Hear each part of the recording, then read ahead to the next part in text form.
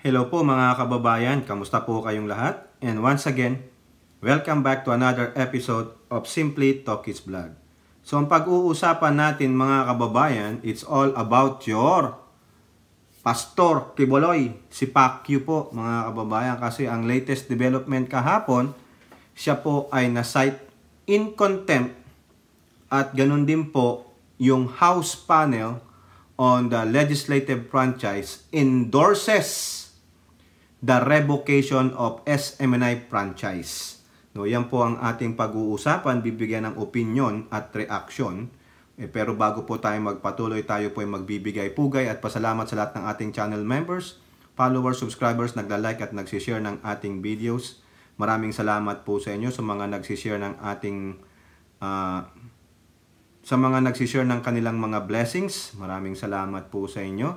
At special shout out doon po sa mga tumutulong sa atin at uma-attend sa ating video premiere, no? God bless you all. So, ito po ang ating pag-uusapan, yung nangyaring hearing kahapon sa Kamara about the legislative franchise na kung saan na-cite in contempt si Quiboloy at nanganganib po na ma-revoke na ang kanilang prangkisa. Kasi ayun na po yung endorsement nung komite, no? Unahin po natin yung pag-contempt kay Quiboloy. Unahin po natin mga kababayan itong balita dito sa Politico. Ang sabi po diyan, he acts like God. Quiboloy held in contempt after House no-show. So, yung quote na po na yan, he acts like God, sinabi po yan ng isang mambabatas. No? Which is, totoo naman. He is acting like a God. Kasi sinasabi niya, self-proclaimed, appointed son of God siya. No? At marami nga po siyang nabulag yan. Tulad nga po ng sinasabi ko, blasphemer po yan. No? Sinungaling. No? He blasphemy the word of God. Ito po, babasahin natin. The House Committee on Legislative Franchise cited Pastor Apollo Quiboloy for contempt after failing once again to attend the deliberation of the measure seeking to revoke the franchise of Sunshine Media Network International. During Tuesday's deliberation, ACT Teachers Party List Representative Castro inquired about the subpoena issued by the committee against Quiboloy during the previous hearing. Surigao del Sur Representative Pimentel raised the same issue. O yun. Quote, if you will recall, this committee issued a subpoena to Pastor Quiboloy because of his non-appearance on the several invitations that we sent him. Actually, 3 beses niya pong hindi umattend dito sa panawagan ng Kamara. And I can see that again, Pastor Quiboloy is no show in this hearing. Ayun po yung sabi ni Representative Pimentel. Again, quote, the fact that he has not been appearing in this hearing, in this committee, just shows that he has no respect for this committee. It just shows that he acts like God. Yun po, si Representative Pimentel po ang nagsabi nung, he acts like God. O yun nga po tulad po ng sinasabi natin sa previous mga vlog natin. He is a self-proclaimed appointed son of God, so therefore he is thinking and saying to himself that I am not binded by the rule of men. I am not binded by the law of men because I am the appointed son of God. I am not even, no? Hindi ako pwedeng saklawan ng batas ng tao. Untouchable ako. Anak ako ng Diyos. Yun po, di ba? O, pare-pareho tayo ng sentimiento kay Pimentel. He acts like God. Because ang sabi nga doon sa Isaiah 55, your ways are not my ways. Your thoughts are not my thoughts. As long as the heavens is higher than the earth, so be it. Di ba? Iba yung pamamaraan nyo sa pamamaraan ko. Iba ang pag-iisip nyo sa pag-iisip ko. Ganun po yun. Yung po ang isa sa panuntunan ni Quiboloy. He is not binded by the rule of men. He is not binded by the law of men because I am from heaven above. Di ba kita nyo, bulaan? Oh, pipakita rin natin sa previous vlog natin yung mga video na kung saan patunay kung paano niya nilinlang ang mga followers niya at yung mga followers niya na bulag tuwang-tuwa sa mga pinagsasabi niya. Di po ba? Oh. Siguro napanood nyo na yan mga kababayan, yung mga pinagsasabi niya na ilang beses na siyang nanumbalik sa kalangitan na merong mansion siya, ang doorknob niya ay diamond. Na tayo muna ay dadaan sa kanya bago tayo pumunta kung saan man tayo pumunta. Di ba? Oh, balikan nyo yung previous vlog natin. Nandun lahat, mga kababayan. No? Salamat po sa nag-forward sa atin. Pero mga kababayan, meron silang milyong followers na bulag sa kanila. Hindi niya mapatunayan yung pagbalik-balik niya sa langit eh. Nasaan ang katotohanan? Di po ba? Doon na lang. Halata na. Hindi, parang may saltik. Tuloy natin. He acts with impunity. Correct. He takes this hearing for granted. Ipinagwawalang bahala niya, importante ho siya dito. So, in this case, Mr. Chair, kahit na mag-hearing pa tayo ng 20 beses, kahit na 20 beses nating imbitahan si Pastor Quiboloy, it is very clear that he has no intention whatsoever of appearing in this committee. Pimentel then moved to cite Quiboloy for contempt. Quiboloy's lawyer, Ferdinand Topacio, insisted that his client has had no hand in the day-to-day operation of SMNI. Ito po ang sabi ni Topacio. Quote, to show our good faith and our due respect to this honorable committee and to show that we are not evading the subpoena, we have brought with us 3 persons who are in the best position, more than Pastor Quiboloy, and who had been the ones active since 2022 in the affairs of the kingdom of Jesus Christ. But Pimentel stressed that the fact still remains that Pastor Quiboloy has not appeared in this committee. Ayan. After several minutes of discussion, the motion to cite Quiboloy for contempt was reiterated. Oh, nung walang nag-object, cite in contempt po siya. Okay? Ngayon, dadagdagan lang po natin yung sa sinabi ni Topacio na wala naman na siya sa day-to-day operation. Kasi po dito, sa balita ng Philstar Global, yung House panel cites Quiboloy in contempt for snubbing SMNI franchise. Dito po kasi merong sinabi yung representative ng Tingog Party List. While Topacio argued that Quiboloy have the right to skip the House committee hearing as he no longer runs the day-to-day operation of SMNI, Representative Jude Asidre said that SMNI franchise is continuing privilege given by the House. Therefore, Quiboloy, being the original grantee of the franchise, has a duty to attend. Ayun, mukhang may punto naman po yung representative ng Tingog. At ito pa, no?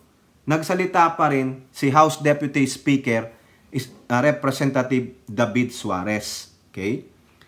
He said that the House Committee hearing into SMNI alleged franchise violation have already lasted 5 months. Di ba? Tagal na nun. Suarez said this demonstrates the patience and leniency of the committee toward Quiboloy, who, according to Topacio, refuses to face lawmakers due to concerns with his right to due process. Kita nyo yan? Oh. At sinabi rin ni Representative Gaston Bunting na siyang committee chairman po ng legislative franchise na biruin nyo, normally 1 week lang to eh. Pero yung pagbibigay ng palugit kay Quiboloy ay umabot pa ng 3 linggo. He have a lot of chance. He have a lot of days and time to think about it. Pero he choose not to appear. He is so defiant. Di po ba? Oh. So, ayan. Isisumitin na po yung contempt na yan. No? At ang maganda pa, ito eh. Yung, kasi ayoko nang isama dito yung video eh, no? Nagre-request pala ang kampo ni Quiboloy through Topacio na bigyan sila ng advanced questionnaire. Para daw alam nila isasagot. Pero ang sabi ni Representative David Suarez, hindi pwede. Magiging president yan eh. Tama naman. Kasi kung ayaw nang umaten ng resource person, hihingi na lang siya ng question, then siya na lang magpapadala ng mga lawyers niya o representative niya. Di po ba? Hindi maganda eh. Di ba yung sa debate nga ng SMNI, sabi nyo, walang advance question para hindi alam ang isasagot eh. Tapos si Quiboloy, di ba? Special talaga si Gago. Di ba? Nakakaasar. O, tapos, nung sinabi ng in contempt po, di ba? Ito naman po, ang request na naman ng abogado niya na si Topacio, mga kababayan. Balik tayo dito sa politiko. Ha? Nung na-seconded na yan, walang nag-object. Ito po. House Deputy Speaker and Quezon Representatives David Suarez then requested Topacio to convince Quiboloy to attend the hearing. Topacio responded, "As a lawyer, of course, I will always advise my client in accordance to my training in the law. That I can assure the Honorable Committee." Toward the end of the hearing, Topacio appealed to defer the implementation of the contempt order for a few days and allow him to advise his client. That is a very humble request. O, di ba? Humble request daw. From this representation. Just a few days. I will be seeing my client tomorrow. That will be Wednesday in our country. And I will try to advise him with respect to the order. Topacio said he will report to the committee the result of his discussion with his client. After several minutes of discussion, Tambunting ruled that the implementation of the contempt order will commence on Friday. Huh? So, at least, pinagbigyan pa rin siya. Di ba? Nakita niyo yun? Pinagbigyan pa rin siya. Lahat na lang ng request, pinagbibigyan siya. Di ba? Ibig sabihin ba, yung sinasabi niyong hindi siya bigyan ng respeto, ano ang kanyang due process, ayan o. Di ba, nirerespeto siya? Yung kahilingan ng kanyang lawyer, nirespeto, pinagbigyan, o ano pa? Di ba? Bago i-move forward yung contempt at bigyan siya ng arrest warrant, they have until Friday to show. Di ba? Ang tagal na nang yan. Sabi ni Suarez, ang tagal na, 5 months na. Nandiyan pa rin tayo. O, lahat na lang po ng pabor. Tapos sasabihin ng ibang mambabatas, kakampi niya, inaalipusta siya, inaapi siya. Inaapi ba siya dito? Paano nasabing inaapi siya? Wala nga siya dyan eh. Hindi nga siya ang sumasagot sa mga katanungan eh. Kundi mga representante niya. Di ba? No show siya. Nandun siya kung saan man siya naroon. Oh, happy siya doon. Di ba? Wala pala siyang bayag talaga na makasipot dyan eh. Oh, tapos sasabihin nyo, irespeto, bigyan naman ng konsiderasyon.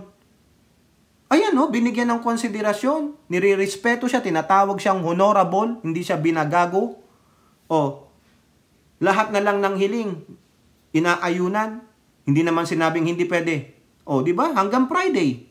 O, hopefully, makumbinsin ni Topacio, pumunta siya doon, i-depensa niya sarili niya, kung talagang wala na siyang kinalaman sa day-to-day operation, hindi siya sangkot doon. O, at eto namang si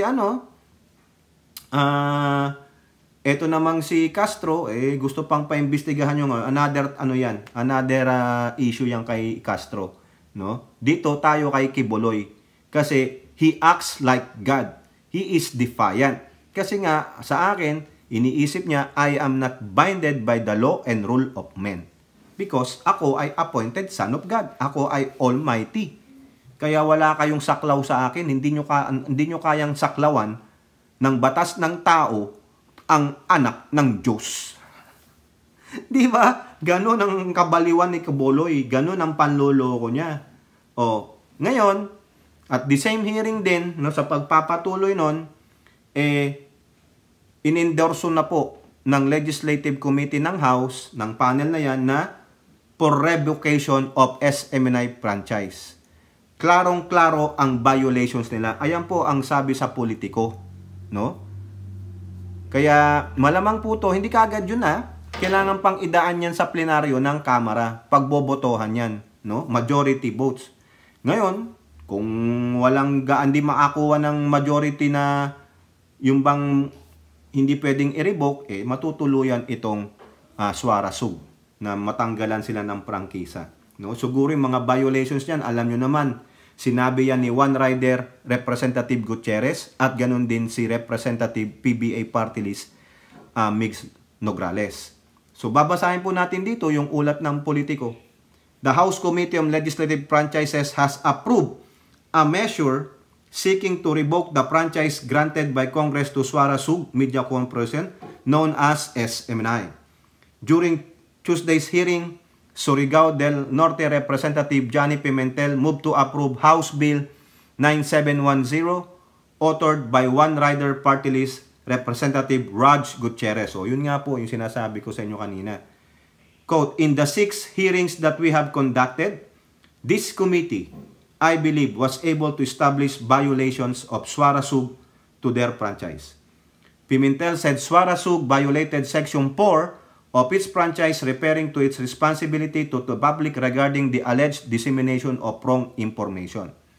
He added that Suarasug failed to inform and ask permission from Congress about the change of ownership of the network in 2022 within 60 days. Ay, grabe naman to, no? Pimentel said Suarasug also failed to offer at least 30% of stocks in the 29 years of its operations to Filipinos. Aguy. Ara, ang galing-galing ni Quiboloy, sabi niya sa ABS-CBN nun, stop. Ayan, mapapa-stop din yata kayo Quote, all arguments and issues had been exhaustively discussed, and we have established violation of Suarasug of at least 4 sections of its franchise. Section 4, 10, 11, and 12. Klarong-klaro po ang violations nila. On this note, I move that we approve Bill number 9710 on the termination of Suarasug's legislative franchise. Nako po, ayun na po yun. The motion was seconded and Committee Chairperson and Parañaque City Representative Gaston Bunting approved the motion after hearing no objection. Akoy, ano kayang mangyayari nito doon sa plenary ng Kamara? With that 316? Sila? Ilalapit po yan No, yun po yung pagkakaalam ko. Itama nyo kung mali ako. Majority diyan kung maraming bumoto diyan na i-terminate, i-revoke, wala, bye-bye SMNI. No. Diyan na lang kayo sa social media. Ang masama, baka utusan pa ang NTC na o DICT kung sino man ang sa social media, wag ipalabas ang mga shows ninyo. Yari, no? Tatawanan na rin kayo. Sasabihin sa inyo ng ABS-CBN, welcome to the club. SMNI lawyer Mark Tolentino made a last-minute attempt to delay the vote by appealing to the committee to read its position paper on Bill 9710. But Tam Bunting noted that the position paper was submitted 30 minutes before today's hearing. Ay, tagal-tagal na. Ba't ngayon ka lang nag-submit ng position paper?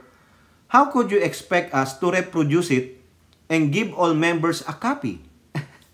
November pa pinag-uusapan na natin ito. Tapos magsasubmit kayo ng position paper 30 minutes before the hearing? That's truly unfair. Correct. Delaying tactic. Anyway, your position paper was just a reproduction of what you have told us during 6 hearings. And it is noted. Ganun din man pala. Ibig sabihin talagang delaying tactic lang nila. Tam Bunting later directed his committee's secretary to furnish panel members and all members of the House a copy of the Suarasug position paper. O ayan, babasahin na lang nila. Pero sabi nga ni Tam Bunting, pareho lang naman yung position paper mo sa mga pinag-usapan natin. Kaya naman to abogado nitong SMNI na ito. Halatang-halata naman na ano man tawag dito? Nagdi-delay ka lang. So, anong mangyari dyan mga kababayan? Siyempre, walang prangkisa. Kung sakasakali lang, marirevoke. Pwede naman siguro nilang ilapit yan sa Supreme Court. Ang tanong, sino ba nag-a-approve ng prangkisa? Ang Congress. Pwede bang saklawan ng Supreme Court yan? Hindi po ako abogado, di ko po alam kung anong i-appeal nila dyan, di po ba? Nakita naman yung violations, sections 4, 10, 11, and 12 ng kanilang prangkisa. So, ano pang gustong pagdesisyonan dyan? Ang kawawa lang mga kababayan ay itong mga manggagawa dyan. Siyempre, naaawa rin ako yung mawawalan ng trabaho dyan. No? Sana, hopefully, wala tayong magagawa. Yun talagang desisyon ng Kongreso, yun na yun. Di ba? Kakaawa naman kayo. Wala kasi ang inyong ay, nako. Nakakahiya no, mga kababayan. Walang galang kasi itong kanilang pastor. Kung gumalang ka lang naman sana, lahat naman, nire-respeto ang iyong karapatan. Pinagbibigyan nga kayo. Eto pa, sinabi dito sa politiko ulit, pwede umuwi. Quiboloy may not be detained in-house. Sabi ni Tambunting. Di po ba? Self-proclaimed appointed son of God, Pastor Apollo Quiboloy, may not be detained at the House of Representatives at all. In an interview after the hearing where Quiboloy was cited for contempt, House Committee on Legislative Franchises Chairperson and Parañaque City Representative Gas Tambunting was asked if Quiboloy will be detained if he would appear before the House of Representatives. Ang tanong dyan, meron na bang kung na-contempt siya tapos may warrant of arrest? Kung may warrant of arrest, baka, sa aking opinion. Pero sabi ni Gas Gampunting, ito hindi naman ikukulong. We don't have to detain him because if he comes here on the date as requested, then there will be no use. Bakit natin kailangan ikulong? Yun naman pala, umatin ka lang kasi Quiboloy. Ano bang kinakatakot mo? Sasagutin mo lang naman yan. Diba? Ang dami po kasing demands Baka naman tulad ka rin ni Sara Duterte, tamilmil din.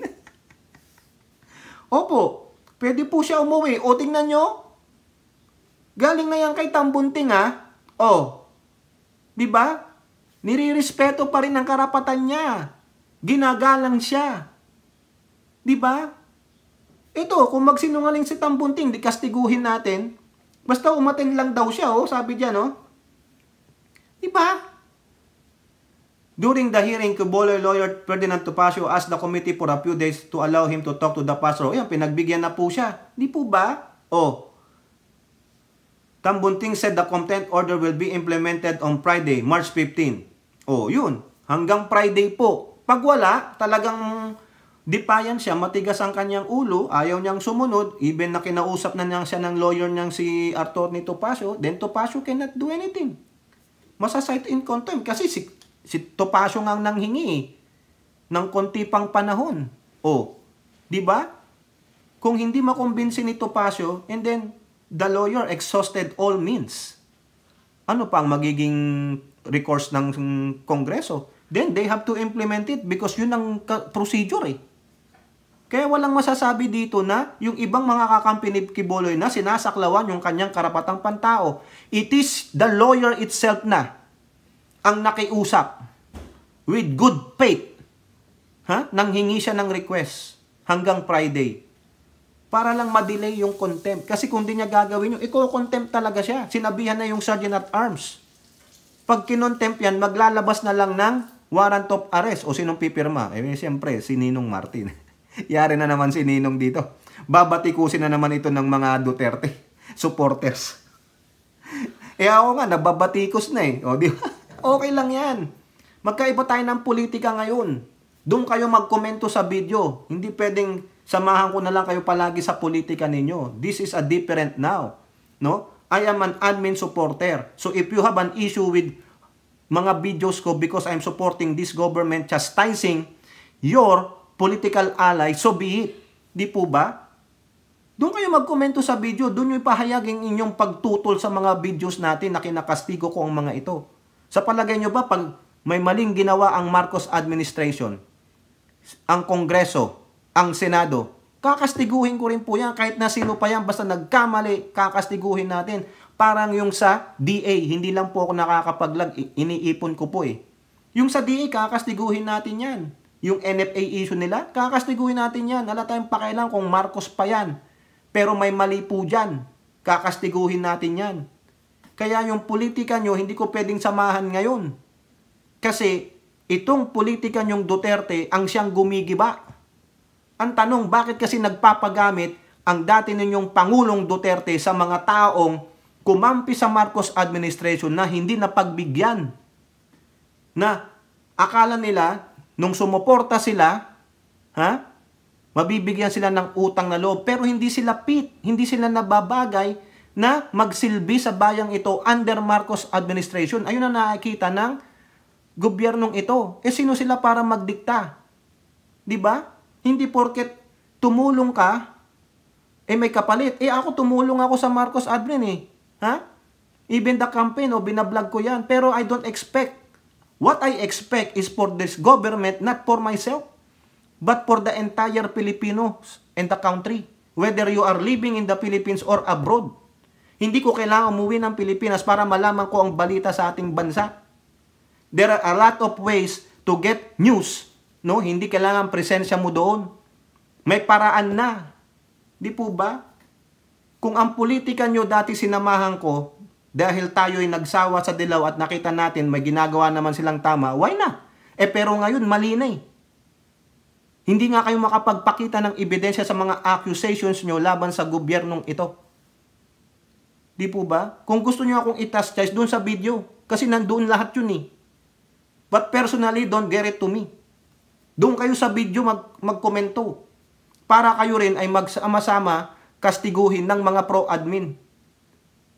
Inuulit ko. Fair tayo dito. Kinakastigo ko nga yung DOTR Di ba kinastigo ko ang Philippine Coast Guard? Pakitaan nyo ako na nagkamali si Speaker, nagkamali si Bongbong, nagkamali si FL. Kakastiguhin natin kahit na sino pa sila. Para maging fair. Ngayon, so far, wala pa akong nababalitaan. Nangurap na ba? May naglabas na bang report ang COA na nagnakaw ang Marcos administration? Yung PCSO, ano pa kailangan ko niyan sa PSSO? Gusto nila magbigay ng pera, di bigay nila pera. Di ba? Ano pa kailangan ko dyan? Yun ang lumalabas Di ba? Kung may nakita kayong katiwalian, yung investigasyon ni Rapi hindi pa tapos, so tuloy niya. Di ba? Ba't kaagad ako magkokomento dun? Hindi ba ako natutuwa, maraming tumatama. Di ba? Pero minsan nakakapaganilangan, pero antayin ko na lumabas yung final investigation. Kung yan nadala sa korte na patunayang guilty ang PCSO about this bogus, hindi kastiguhin natin sila. Hindi nakakita lang kayo ng isang ganyan, ito kasalanan ni Marcos. No? May napatay na sundalo, kasalanan ni Marcos. Ganon. May nahuling drug addict, kasalanan ni Marcos. May hindi nahuling drug addict, kasalanan ni Marcos. Bakit hawak ba lahat ni Marcos? Ibig sabihin, gusto nyo i-micromanage ni Pangulong Bongbong ang lahat ng gawain ng LGUs. Kaya nga may LGU kayo dyan Di po ba? Kaya nga nagtalaga kayo ng governor, ng mayor, ng vice mayor, ng barangay kapitan. It is their responsibility on their localities. Ngayon, papasok lang ang national government if there is a need to. Di ba? May mga kapulisan, may kasundaluhan. Ang ng presidente is to govern. To oversight lang. Hindi yung kailangan mag-micromanage. Kung ganun pala, di wag na kayong magtalaga dyan ng mga local government ninyo. Di ba? Presidente na lang lahat. Tsaka cabinet members. Yun na lang. Kung lahat ba naman ng bagay, isisisi ninyo. Di ba? Yung smuggling, kasalanan ng presidente. Meron din mga dapat kawanin ng gobyerno mag-asikaso dyan. Di ba? Kaya kung nabibisit kayo sa vlog ko, huwag nyo na panoorin. Isa lang yun. Unsubscribe. Di ba? Maapektuhan ba ako dyan? Hindi. I-report nyo yung YouTube channel ko, ipasara. So be it. Di ba? Huwag nyo akong kastiguhin dyan kung saan-saan. I don't care. I don't give an F care. Di ba? Magbablog ako nang nakikita ko na may basihan. Ito nga ang basihan natin, mga balita. Di ba? Hindi man ako nag-report dito, hindi ako nagbigay ng opinion o reaction nang wala sa balita. Di ba? Minsan may video tayong ina-attach para makita nyo na hindi tayo nagpi-fake news. Di ba? May na-fake news ba tayo sa inyo? Oh, hindi naman namin katulong nagbibigay ng opinion na walang basihan. Oh, di ba? Tapos kayo, ngangaw-ngaw kayo dyan. Doon kayo magngangaw sa video. Ng show pa, oh. Paano? Tinatamaan yung mga idol ninyo. Be sensible. Be rational. Ng putik, panay kayo, bira sa Marcos administration. Nasaan ang ebidensya? Di ba? Nasaan yung sinasabi ng mga kakampi nyong magulo ang bayan? Ganito. Kayo lang naman ang nanggugulo. Na walang nagawa ang administrasyong ito. Bakit di kayo tingnan yung mga magsasaka? Yung ginagawa niya na sa West Philippine Sea, naninindigan tayo. Sa DA, inaayos ni Francisco Chuy Laurel. Immigration, Bureau of Customs, yung customs. Di ba? Lahat inaayos eh. Kayo, nanggugulo. Ginugulo nyo ang isipan ng mga tao. Kaya hindi tayo aasenso kasi may mga taong katulad ng mga politikong sinusuportahan nyo, ang tanging layunin lang ay personal interest. Kasi bakit? Kasi pag nagtagumpay ang isang Marcos, ayun ang hindi nyo matatanggap. Mapapatunayan na ang ama ay mahusay at magaling, pati yung anak. Baka mas higitan pa. At baka mas mahigitan pa sa kagalingan yung pinupuon ninyong Prime Minister ni Baal. Ayan ang hindi nyo matanggap. Tapos ginagamit nyo yung matanda para lang sa inyong personal interest. Ito namang si Duterte, hindi makasabing, no, I don't wanna do it anymore. Please leave me alone. I'm retired. Do whatever you want, but don't include me. Tapos na ako. Matagal niya nang sinasabi, pagod na siya, tapos na siya sa politika, pero nandun yung urge. Di ba? Kung sensible kang former president, tama na.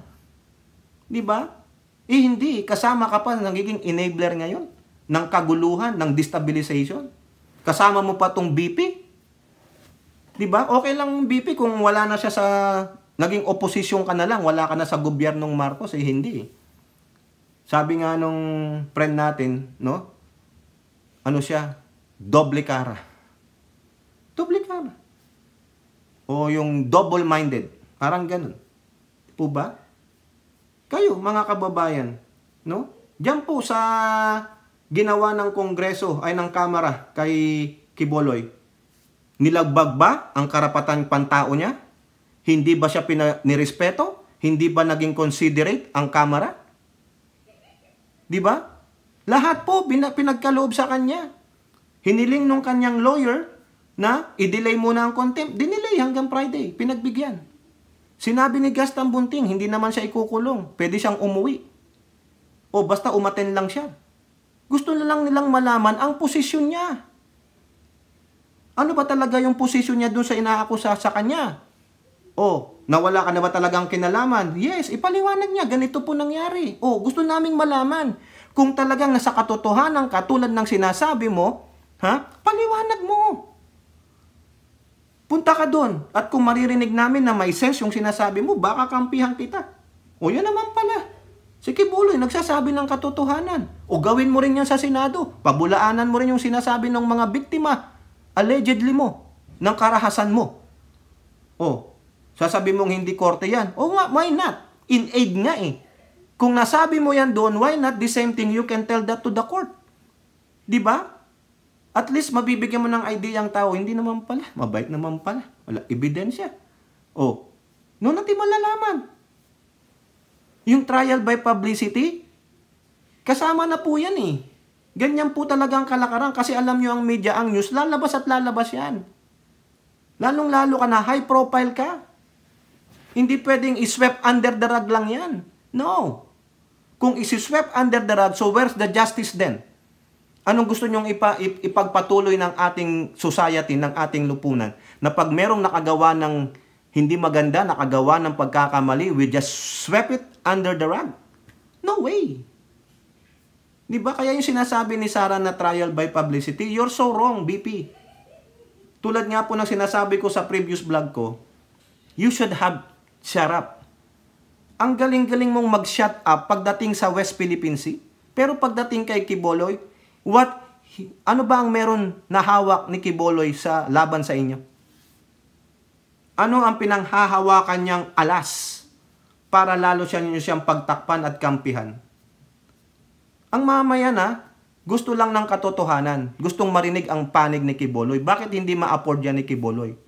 Sa tingin nyo ba, pag yan napunta sa korte, yung talagang na-file na ang kaso, sisipot si Quiboloy? Baka nga hindi sumipot yan dito sa Amerika eh. Hihingi ng tulong yan sa gobyernong Marcos, wag nyo akong ibigay sa Amerikano. Diba? Manunumbat yan kay Pangulong Bongbong Marcos na tinulungan ka namin nung kampanya mo. Kailangan tulungan mo rin ako. Diba? Ganon? Utang na loob. Diba? O kung di siya sisipot dun, malamang. Trial by absentia siya o whatever na tawag dun sa mga law term na yan. Diba? Ganun lang naman, napakalinaw. Binigyan ka ng pagkakataon na lahat na yan hanggang Friday. Tingnan natin kung makakasipot siya, anong magiging stance niya. O sana naman, Pastor Quiboloy, i-guide ka ng Holy Spirit. Turuan ka. Nasundin mo na ang naaayon sa kahilingan ng Kamara. Yan din ang gusto ng sambayan ng Pilipino. Malaman ang iyong posisyon. Hindi yung ibang tao pa ang pinapapunta-papunta mo. Di po ba? Kakaasar naman kayo. Grabe, pati itong si Tamilmil, ayun, halata na po. Grabe mga kababayan. O kayo po, ano pong inyong masasabi? Comment down below. And don't forget to like and share. Hope to see you on our next videos. Bye-bye. God bless.